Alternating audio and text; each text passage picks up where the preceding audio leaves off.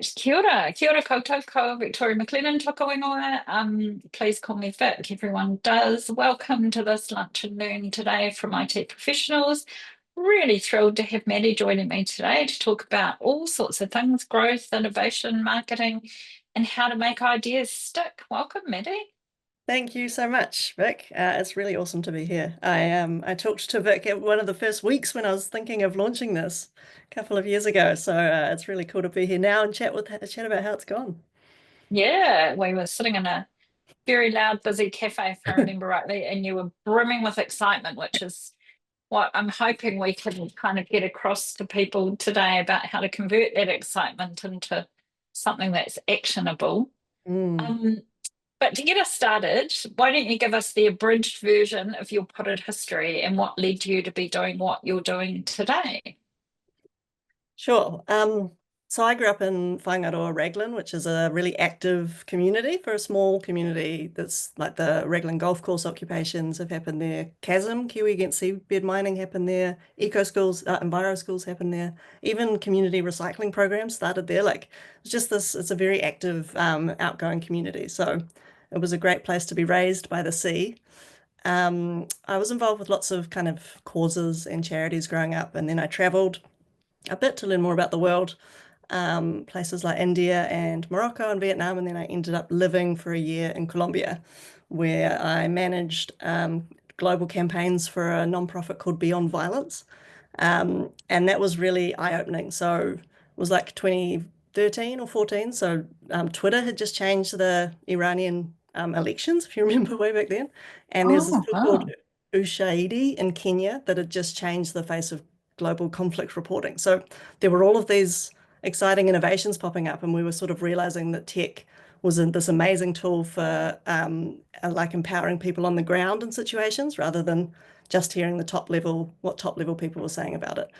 So that I found that really, really exciting, kind of realizing that a local solution could go global all the way back then.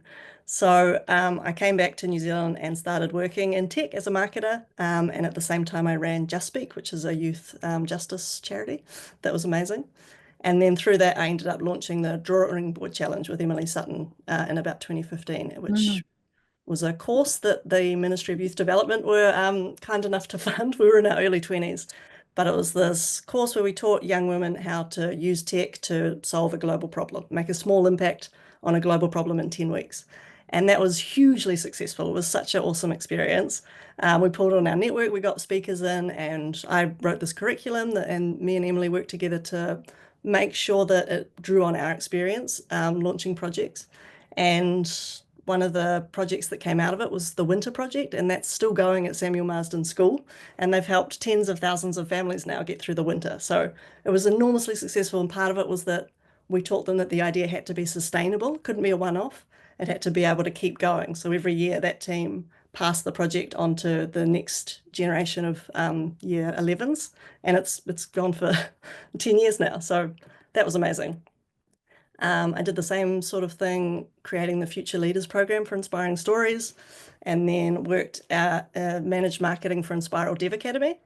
And that was also really eye-opening, seeing how tech education was happening. And I just got to the point where I realized that my ideas, in order to scale globally like I wanted them to, they needed code. So I did the course, I learned to code.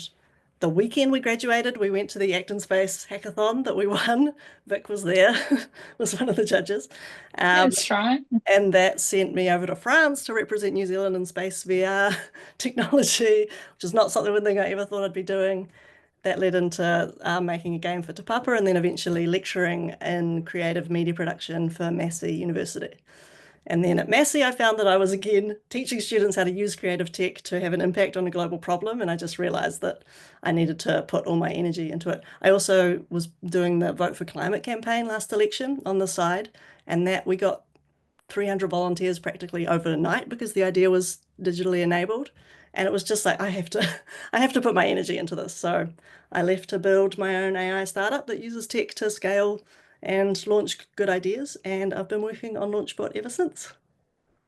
Very cool. And listening to you just makes me feel like, oh my God, I've barely done anything with my life. So thank you for all of those amazing contributions. And I'd forgotten about that.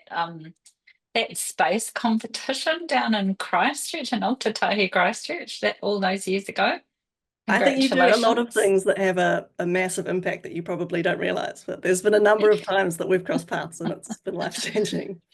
Awesome. Oh, that's really good to hear. So, you've talked about your long-term interest in developing ideas. What is it that really fascinates you and attracts you to this space? What is it that keeps you working in this kind of space? At, for the drawing board challenge and also at Massey, I kept running into young people who, it was particularly people whose schooling happened in lockdown, who were just totally overwhelmed by the extent of the global crises that we've handed them. And overwhelmed in this way that was really downtrodden and fatalistic. Um, definitely not apathetic. They cared, but it had turned into this irony, this fatalism that I just found so disheartening. And like these are the first generations in a while where the future looks like it's going to be worse than today. Usually, like when we were growing up, the future was supposed to be better. Um, and I don't think we've fully recognized the impact of that on the morale of young people and their ability to cope. So I wrote the entire immersive curriculum at Massey around using creative tech, using virtual reality to have an impact as a technology as a tool for impact. And I've consistently found that getting people to launch a real world project in the real world and measuring the impact that that idea has on the problem could be massive, but if you break it down to a small enough piece and you say, okay, what can I do about that piece in 10 weeks? What's everything I could do and measure the results? It has the most incredible like tangible difference on a person's sense of self. Like it sounds overblown, but it visibly builds hope in a person. You see them change. And we need that. Like we desperately need people believing that a better world is possible. And we desperately need them to then throw all their energy into building the solutions that bring that better world into being. So I've just found that this approach works. Like building things in the real world works. We don't do a lot of it. The schooling system doesn't do a lot of it. We do a lot of theory, but it should be fast and easy to build something in the real world. And then it gives the sense of empowerment that's really important. I think we can make that process easier with tools to Mm. help with ideation and prototyping and growth. And that's the problem I'm trying to solve. Yeah, I should say to everyone who's watching or listening to this, if you want to ask Maddie a question, please just pop it in the Q&A and I will relay those questions when they come through. So, in my experience, people have lots of ideas. I have people come to me that I would call entrepreneurs. They've got ideas for a startup or a project or a thing that they think that they could achieve. And they want to create something and they desperately want to leave their day job but they can't get past the ideas phase. And I know that it's really hard for people to iterate those ideas into something that's tangible. And you've just described kind of a methodology that you've proven works. So can you just break that down to what's the first step that people need to take if they have got an idea? Oh, such a good question. Um, That's kind of what I love about working in startups and lean startups is applying the scientific method process to trying to build an idea and launch it. For me, through my experience, I've found that a lot of people trying to come up with an idea often don't go far enough. So they'll think, we need more recycling. I'll run a recycling workshop. And workshops are really hard to sustain. They require a lot of energy and the idea fizzles after a while.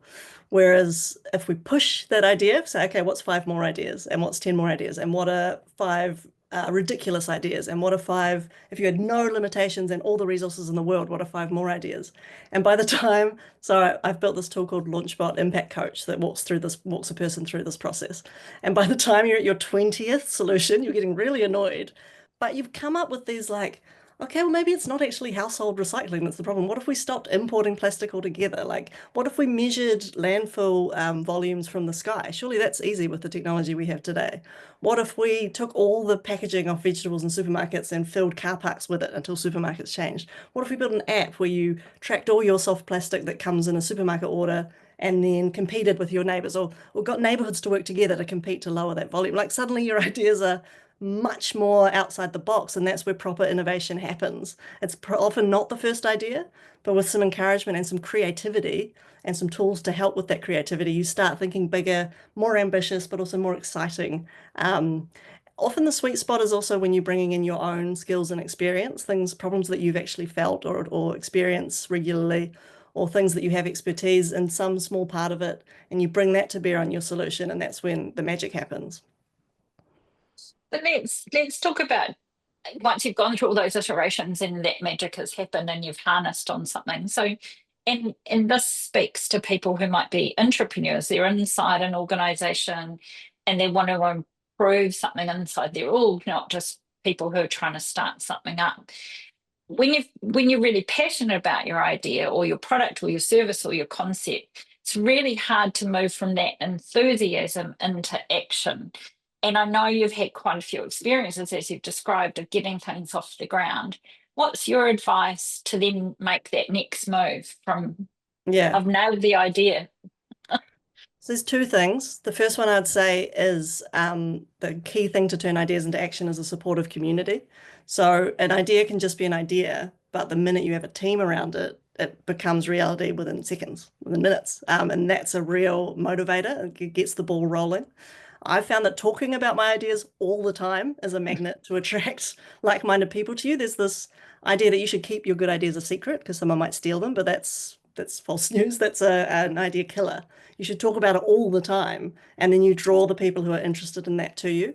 So we've got a LaunchBot online community where people can share their ideas, and there's a bot in there that I've built that matches people with co-founders based on having similar interests. And that's the idea, is trying to build those connections between people. The other thing is once you've got an idea, the trick that we do in lean startups is to test it to prove it's not going to work as fast as possible. So that's kind of that applying the scientific method thing is you have your hypothesis that it's going to work, and then you think of the smallest, fastest experiment to prove that it won't.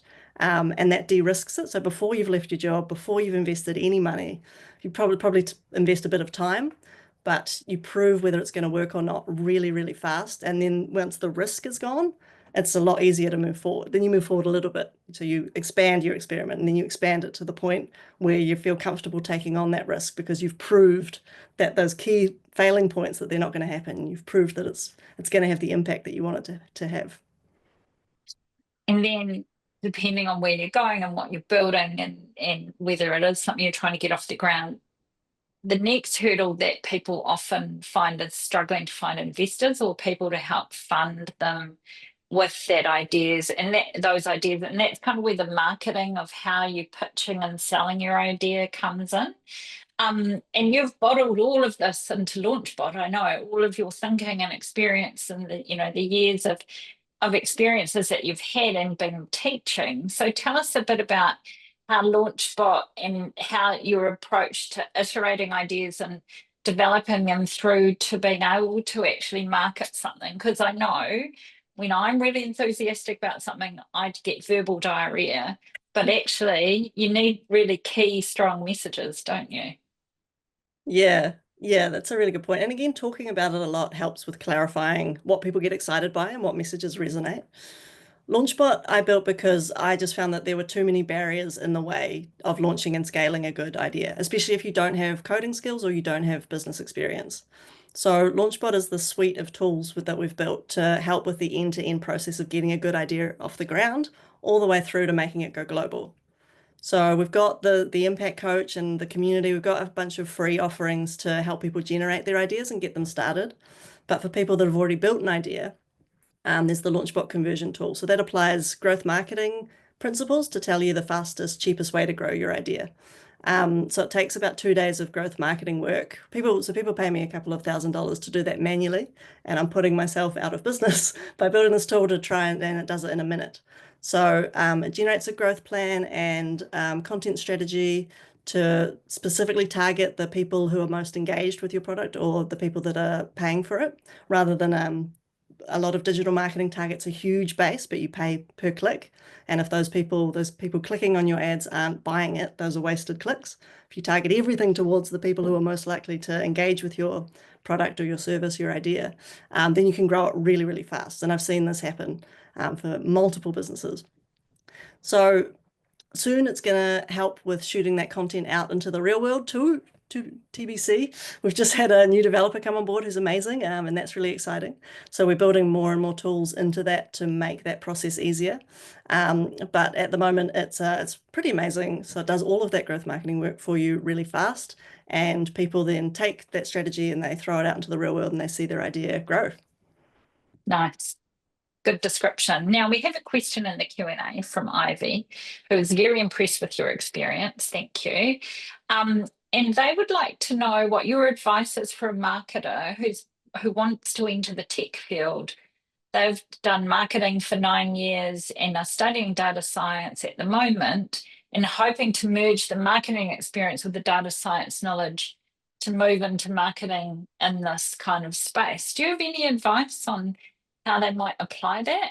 If you love data science, if you're enjoying that, then you're going to be fine. There's so many avenues to take marketing in a data-driven direction. That's been my path with marketing as I got more and more and more interested in analytics because that could prove the impact we were having.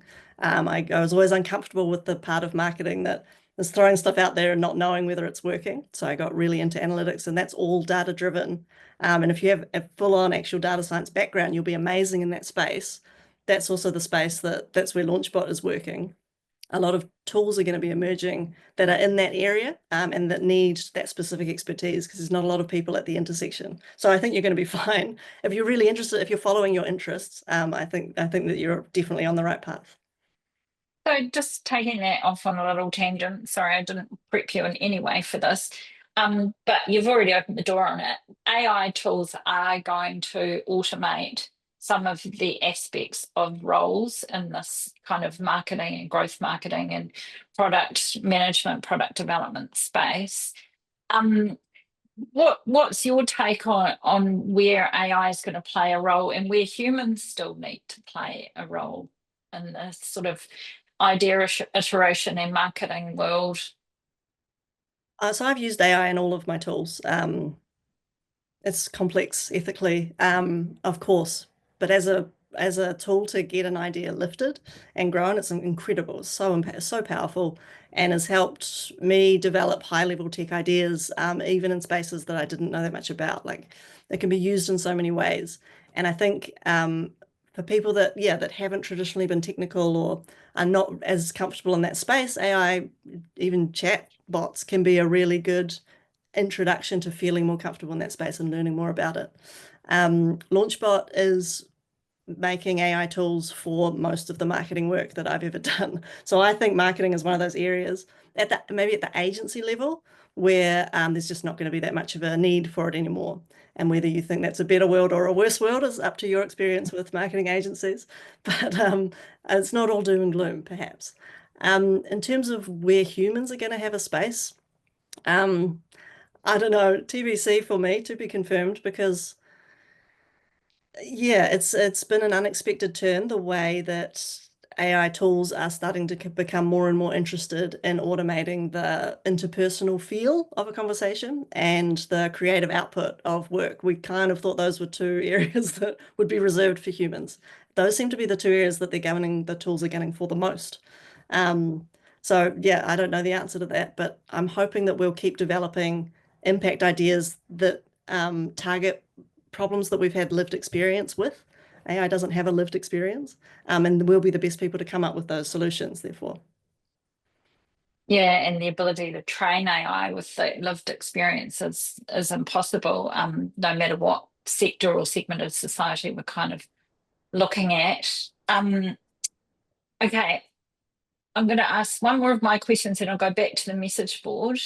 What do you see as some of the biggest challenges that people face when they're developing up their concepts and moving them from that concept into, you talked about an iterative process to harden up the idea to a product or service or thing that you're actually going to build. What are some of the biggest challenges that people need to overcome in your experience?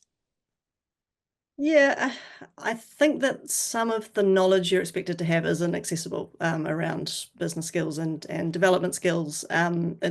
It's largely contained in a small subsection of the population. So I think for the average person, a lot of guidance is needed to help them through some of the process and the thinking. Thinking like an engineer is a specific skill, and it's wonderful, and it makes you really solutions oriented and really into testing. But if we can provide tools to help guide a person through that thought process, and guide them through the validation process and the whole concept of trying to test and de-risk an idea. That's what the LaunchBot Impact Coach does, is it tries to come up with the smallest scale validation technique it can, that the user can action tomorrow to start to see if their idea is going to get off the ground.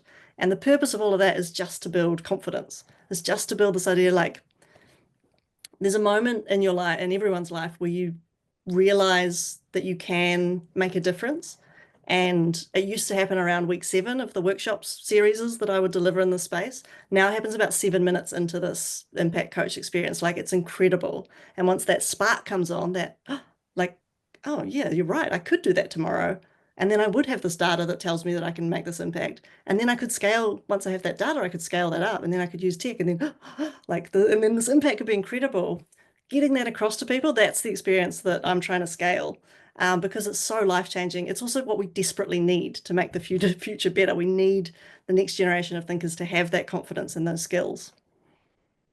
Yeah, and we'll talk if we have time in a few minutes about when you were teaching in that space. Now, I've got a really good question from Ashish, who is a startup founder of E3 Pathfinder. And they say, my venture is about giving confident employability to everyone using coaching and training in line with people's purpose, passion, and market. Do you feel the tools that you've created, being Launchbot, could be used for marketing of this? It's been my struggle at the moment. I'm configuring a CRM, but unsure in many ways how to move forward. So, what advice do you have for Ashish, and how could Launchbot help their company? Yeah, Ashish, thank you for the question. It's the perfect example of what Launchbot is built for. Like, it sounds Great. like a really positive idea, that if it scales will have a massive positive impact. So give Launchbot a try, launchbot.app. There's a big free trial that gives you access to virtually everything, because we just want people to use it and tell us what they think. But it'll generate you that strategy. It'll take all the hard work of data analytics out of creating a really powerful marketing strategy that makes a difference. And then in the next few weeks, we'll be releasing a couple more features that'll make that even easier. Great. So there you go, Ashish. Go give Launchbot free trial a go. So, Maddie, before we finish, I really wanted to ask you about when you used to teach in this space. And I wondered if you could share any stories from your teaching experience, because I know um, teaching is incredibly powerful. And as you said, we need the next generation to be able to understand how to innovate, because look at how quickly large language models and Gen AI have started to automate things. So we don't know what the workforce is going to look like. So tell us a little bit about your experience when you were teaching. Yeah, actually, on that, we don't know what the workforce is going to look like. We also don't know what the power structure of the world is going to look like. Like, at the moment, there are these tech giants that have so much influence. But we saw how DeepSeek's launch dropped NVIDIA's share price. Like, there's this huge tectonic shift happening amongst those giants at the moment. It's like when iPhone came out and BlackBerry couldn't adapt and Samsung could, and we never heard of BlackBerry again. Like, some of these giants are not going to survive, and that's going to leave space that some of our awesome ideas have the opportunity to spring up in if we're built to scale, if we have these tools like Launchbot that can help us grow really big, really fast and bring on that capacity. So it's a really, really powerful moment to be using AI tools to try and grow your idea as fast as possible, because there's going to be opportunities coming up in the next few years, that once in a generation opportunities. From when I was teaching, what your question brought to mind was this one student I had whose name was Greta. And in first year, she was that's not her real name. She she was she was kind of swamped in a hoodie, no eye contact, couldn't get out of bed, always late to class. Like, she was just finding it easier to live as a shadow of herself. And but when she did make it in, and when she did finally, finally submit assignments, after gentle encouragement, you'd see she'd be pushing further than other people because she was trying to solve these problems. She was Googling the answers themselves. A lot of students would give up and put their hand up, but she was pushing harder, learning more. You could see it happening on her screen. We were using really complicated game development software. And I would always be sure to kind of comment on that and comment out loud, and you'd see her spark, almost like she didn't want to, but you'd see it. And I think a lot of young people, a lot of young women in my experience, especially like 14 to 21, have this shrinking that happens, and some of your members' daughters, probably, and friends you'll be seeing it happen, and it's heartbreaking, that we do that to young people. But so I taught her the whole way through, and by her third year, but one of my final days at Massey before I left, I remember looking up and seeing her, and she was directing an entire motion capture shoot. So she was using this full cutting edge technology. She was standing up straight. She was smiling. She was telling everyone what to do. She had this incredibly unusual idea about goblins and bunny rabbits and things that she was fully bringing to life using this really difficult bleeding edge technology that a lot of people don't have the resilience for. Like, it's so buggy, it's so annoying, and she was just completely mastering it. And it was just this incredible moment for me that she'd stepped into the center stage of her own life. And by giving her the tools and believing that she could use them to change the world, that had changed her entire world. And that's the impact that I would like to scale, that I'm scaling, because yeah, we just desperately need that to be bigger. We need more people to do that. What we've got right now is this tremor, but if that's a billion people around the Mm. world, like, that's an earthquake. That changes things. That is just awesome. I love that story. Hills says, yep, she's seeing the shrink in youth in her life as well. And it immediately reminded me of my daughter when she was a teenager um and just yeah, I, it brought a lot of memories back for me as well. So that was just so powerful the way you described that and shared that. But this And works to bring them back to life. yeah. I also taught social enterprise skills to Jacinta Gulisakaram, she runs Dignity NZ, the period Mhm. products, amazing charity that do awesome work. Winter Project, that's still going at Samuel Marsden. My students from Massey are all out in the world doing incredible things. Like, this mahi has this ripple effect, that is just so important and enormous. We just have to keep doing it. And I think that that's really inspiring for anyone who's listening to this that's wanting to do something that is going to really affect change. Yeah, Because you feel like sometimes you're only reaching one person or two people. I don't know if you've read Stephen Mo's book about the apple tree. I encourage everyone I listening to love this him. to go Yeah. out and find Stephen Mo's book about the apple tree. It makes me cry every time I read it.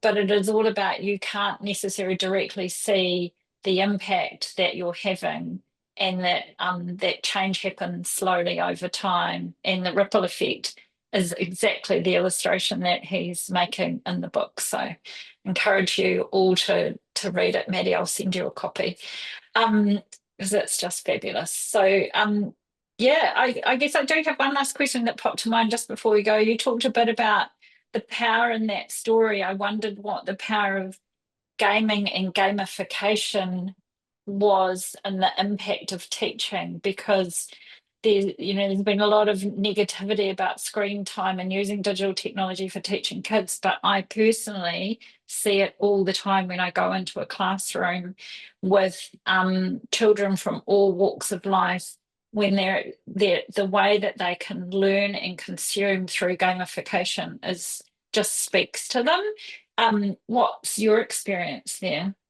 I think it's what we were talking about before the webinar, that you have to go to where people are. You can't stand in a field and expect them to come to you. You particularly can't stand in a field and expect young people to come to you, because they will not. You have to go to where they already are. And if they're already using detrimental amount of screen time, what if they use that detrimental amount of screen time for something amazing, for building their own impact idea and launching it? That would be incredible. My first iteration of Launchbot was a gamified curriculum of my course, but there's just no Awesome. one, no one will buy a curriculum in at the moment. It's really, really hard to get an educational product across the line. But turning it into more of an interactive experience that's fast has worked really well. But I fully support using the latest digital technology that kids are using in every single other area of their life. And now all of our curriculum resources are 40 years old. You know, they were old when I was Mhm. in school. We've got Yep. 3JS, we've got web augmented reality, web virtual reality. We've got all of these tools that we could be using to make every single website a whole world. And that we could be using that for every single teaching exercise, and we don't. So if anyone wants to work in that space, I fully encourage it. I think it's totally crucial and important, and I'd love to help. Thanks, Maddy. Thank you so much for your time. I could listen to you for hours. This was a wonderful lunch and learn discussion. Remind us all how we find you and your product. Yes, so check out impact.launchbot.app for the Launchbot Impact Coach. If you want to come up with an idea and join the community of people, we can find you a team. For the marketing conversion tool and scaling tool, it's launchbot.app. You can also find me and Launchbot over on LinkedIn, and we have growth marketing advice for small businesses on Facebook as well. That's called Launchbot Marketing Made Easy. All channels, find us there. But yeah, reach out to me on LinkedIn or come join the Launchbot online community by using the Impact Coach, because that's where I spend most of my time. Awesome. Thanks so much for your time. Really appreciate it. Hope everyone got something out of this session, and I'll let you all get back to your days. Ka Ka kite. kite. Thanks, Vic.